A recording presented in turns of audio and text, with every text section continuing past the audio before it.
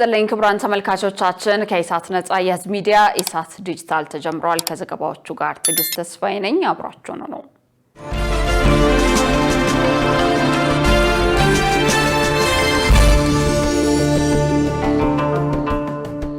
ቀዳሚ ወዳደረግነው መረጃ አልፋለሁ። የጤና ሚኒስቴር የጤናውን ስርዓት ለማጠናከር ክትባት በሀገር ውስጥ ማምረት አስፈላጊ መሆኑን ገለጸ። የጤና ሚኒስቴር ከተባበሩት መንግስታት የፕሮጀክት አገልግሎቶች ቢሮ ጋር በመተባበር ዘላቂ የክትባትና የመድኃኒት ምርት ልማት ለማሳደግ የአሰራር ድጋፍ ለመስጠት የአውደ ጥናት መድረክ አካሂዷል።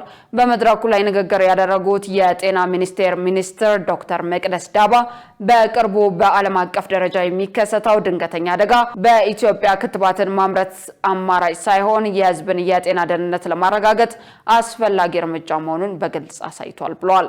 አያይዘውም የጤናውን ስርዓት ለማጠናከርና ጥገኝነትን ለመቀነስ በሀገር ውስጥ ክትባት ማምረት አስፈላጊ እንደሆነ መናገራቸውን ከሚኒስትሩ ያገኘነው መረጃ ያመለክታል።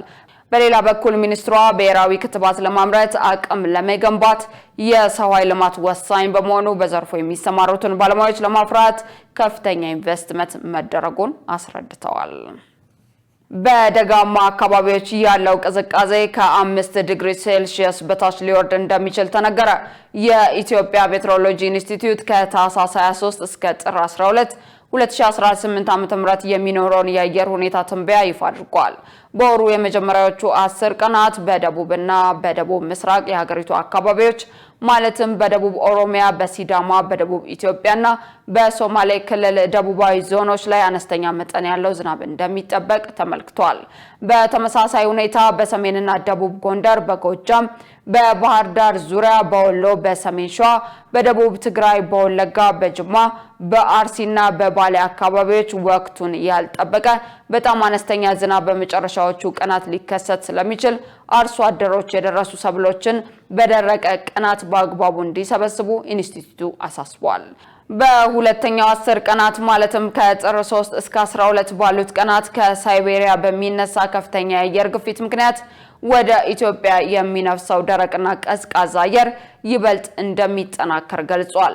በዚህ ምክንያት በሰሜን፣ በምስራቅ፣ በመካከለኛውና በደቡብ ደጋማ አካባቢዎች የሌሊቱና የማለዳው ቅዝቃዜ ቀጣይነት የሚኖረው ሲሆን የሙቀት መጠኑም ከ5 ዲግሪ ሴልሺየስ በታች ሊወርድ እንደሚችል የትንበያ መረጃዎች ያሳያሉ። በአብዛኞቹ የሀገሪቱ ክፍሎች የበጋው ደረቅ ፀሐያማና ነፋሻማ የአየር ሁኔታ የሚስተዋል ቢሆንም አልፎ አልፎ ወቅቱን ያልጠበቀ አነስተኛ ዝናብ ሊኖር እንደሚችል ተጠቁሟል። የግንባታ ቁሳቁስ ፍላጎት በከፍተኛ መጠን እየጨመረ እንደሆነ ተገለጸ። የኢትዮጵያ ኮንስትራክሽን ባለስልጣን ከውጭ የሚገቡትን የግንባታ እቃዎች ከ96 ወደ 40 በመቶ ለመቀነስ እየሰራ መሆኑን አመልክቷል። መሳይ ገዛኸኝ ተጨማሪ አላት።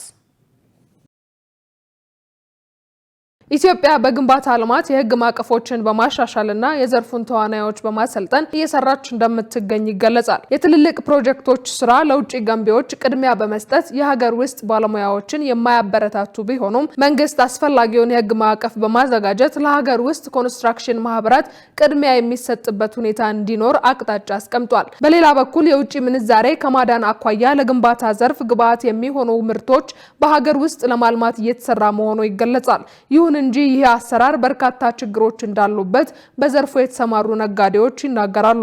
ከዚህ አንጻር ኢሳት ነጻ የህዝብ ሚዲያ በግንባታ ልማት የውጭ ምንዛሬን ለማዳን ምን እየተሰራ ነው ሲል የኢትዮጵያ ኮንስትራክሽን ባለስልጣን ዋና ዳይሬክተር የሆኑትን ዶክተር መስፍን ነጋውን ጠይቋል። ኢትዮጵያ 96 በመቶ በሚሆን የግንባታ ቁሶች ከውጭ እንደምታስገባ ያነሱት ዋና ዳይሬክተር የሚከተለውን ብለዋል። የዛሬ 3 ዓመት ያስጠናነው ጥናት ወደ 96% በተለይ ፊኒሺንግ ማቴሪያል ከውጭ ግብአት ላይ ነው የኛ ኢንዱስትሪ የተመሰረተው።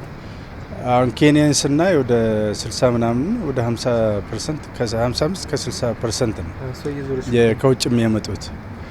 አሁን ምንድነው የኛ እንትን ወደ 40% አካባቢ ማውረድ ነው የምፈልገው ከውጭ የሚመጣው ማለት ነው። ከዛ አንፃር ያንን ካረግን እርግጠኛ ነኝ ከግማሽ በላይ የሃርድ ከረንሲ ፍላጎትን ቀንሳለን። እንደገና ደግሞ በተለይ በግንባታ ውጤቶች መናርን በእጅጉን ቀንሳለን ማለት ይቻላል። በመንግስት በኩል የሚፈጠር ስራን እንደ ዋና ተግባር ተይዞ እየተሰራ ነው የሚለው ዶክተር መስፍን የምርት ፍላጎት ከፍተኛ ስለሆነ በፍጥነት ወደ ገበያ ማቅረብ እንደሚገባ ገልጸዋል። መፍጠር ብቻ ሳይሆን የተፈጠረውን ፈጥኖ ወደ ገበያ ማስገባት፣ ምክንያቱም ፍላጎቱ በጣም ሰፊ ነው። ከዚህ ባክሎጉም በጣም ሰፊ ነው። በዘገየን ቁጥር ያ ባክሎግ እየጨመረ ነው የሚሄደው። ያውን በከፍተኛ ቁጥር ነው የሚጨምረው። ስለዚህ ፍጥነትም ይጠይቃል። ከዛ ያ ብቻ ሳይሆን ደግሞ ሌሎች ሀገሮች የሄዱትን መንገድ እግር በእግር መሄድ ሳይሆን እነሱ የደረሱበት ቶሎ ፈጥኖ ወይም ደግሞ ሊፕ አድርጎ እነሱ ጋር መድረስ ከተቻለ ማለፍ የሚል አቅጣጫ ነው ያለው። ዋና ዳይሬክተሩ አያይዘው ለግንባታ ዘርፍ የሚውሉ ቁሶችን በሀገር ውስጥ ለማምረት ከባህል ሀብቱና ከማህበረሰቡ የሚጠበቁ ጉዳዮች እንዳሉ አንስተዋል። ከኢንቨስትመንት ኮሚኒቲው የሚጠበቀው አንደኛ በሀገር ቴክኖሎጂ ማመን ነው። ሁለተኛ አምኖ ኢንቨስት አድርጎ ገበያውን እንዲጠቀሙ ነው ጥሪ የምናደርገው። ማህበረሰቡ ደግሞ የሀገር ውስጥ ፕሮዳክትን መጠቀምና ለቴክኖሎጂ ክፍት መሆንን ይጠይቃል። ያው የኛ ህዝብ ትንሽ ቴክኖሎጂን ኮንሰርቫቲቭ ነው። ስለዚህ ትንሽ ከፈት ብሎ የሀገር ውስጥ ፕሮዳክቶችን መጠቀም ባህል ያው ኢትዮጵያ ታምርት ኢትዮጵያ ትሸምት የሚል ሞቶ አለ። እሱን የዛ አካል ይሆናል ማለት ነው። በአሁኑ ወቅት በግንባታ ላይ ያሉ ፕሮጀክቶች ከጊዜና ከዋጋ ጋር በተያያዘ ከፍተኛ ችግር ውስጥ መሆናቸው ተመልክቷል። ክቡራን ተመልካቾቻችን ከኢሳት ነጻ የህዝብ ሚዲያ ኢሳት ዲጂታል አሁንም እንደቀጠለ ነው። በቀጣይነት ወደ ውጭ ዘገባ አመራለሁ። እስራኤል ከአውሮፓውያን አዲስ ዓመት ጀምሮ በጋዛ ሰብአዊ ድጋፍ ሰጪ ድርጅቶችን እንደምታስቆም አስታወቀች። ድርጊቱ ሰብአዊ እርዳታ የሚሹ ወገኖችን ይጎዳል እየተባለ ነው። ሸሪፍ ኢማም ተጨማሪ ያለው። እስራኤል ማክሰኞ ዕለት እንዳለችው ድንበር የለሽ የሐኪሞች ቡድንና ኬርን ጨምሮ ከ2 ደርዘን በላይ የሚሆኑ ሰብአዊ ድጋፍ ሰጪ ድርጅቶች በጋዛ ሰርጥ እንዳይንቀሳቀሱ አግዳለች። ምክንያቱ ደግሞ አዲስ የወጣውን የእርዳታ ድርጅቶች የምዝገባ ሕግ ስለማያሟሉ ነው። እስራኤል እንዳለችው የወጣው ሕግ ኢላማ ያደረገው ታጣቂ ቡድኖች በእርዳታ ድርጅቶች በኩል ሰርገው እንዳይገቡ ለማድረግ ነው። ይሁን እንጂ የእርዳታ ድርጅቶች እንዳሉት ሕጉ ሰብአዊ እርዳታ የሚሹትን ወገኖች ለመጉዳት ሆን ተብሎ የወጣ ነው።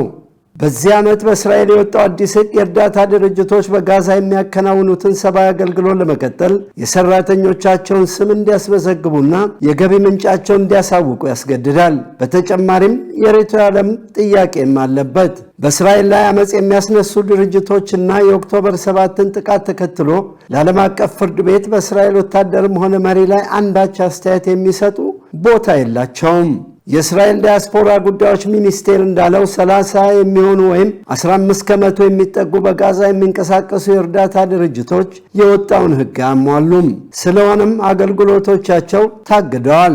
አክለውም በጋዛ በጣም የታወቀውና ድንበር የለሽ የሐኪሞች ቡድን የሚሰኘው ትልቁ የእርዳታ ድርጅት እስራኤል አዲስ ያወጣችውን ሕግ ማሟላት አልተቻለውም። ለዚህም አንዳንድ ሰራተኞቹ የሐማስ ወይም ኢስላሚክ ጂሃድ ደጋፊዎች ናቸው ተብሏል። መልእክቱ ግልጽ ነው። የሰብአዊ እርዳታ ጥሩ ነው፣ ይሁን እንጂ ሰብአዊ እርዳታን ለሽብር ተግባር መጠቀም ተገቢ አይደለም ብለዋል የዲያስፖራ ጉዳዮች ሚኒስትር አምቻይ ሺክሊ። ድንበር የለሽ የሐኪሞች ቡድን በበኩሉ እንዳለው የእስራኤል ውሳኔ በጋዛ ባለው የሰብአዊ እርዳታ ላይ ተጽዕኖ ይፈጥራል። ቡድኑ በጋዛ የሚገኙ ሆስፒታሎች 1/3 ለሚሆኑ የሚወለዱ ህፃናት ድጋፍ ያደርጋል። እናም እስራኤል በቡድኑ ሰራተኞች ላይ ያቀረበችውን ክስ አልተቀበለውም። እንዲያውም ቡድኑ በፍጹም እያወቀ በወታደራዊ ተግባር ላይ የተሰማሩ ሰዎችን አይቀጥርም ብሏል። በዚህ ውሳኔ የእርዳታ ድርጅቶች ፈቃድ አይታደስም። በእስራኤልና በምስራቅ ኢየሩሳሌም ያሉ ቢሮዎችም ይዘጋሉ።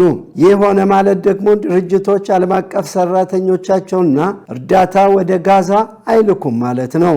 ዜናውን ስናዘጋጅ አልጀዚራና አሶሺየትድ ፕሬስን በመረጃ ምንጭነት ተጠቅመናል።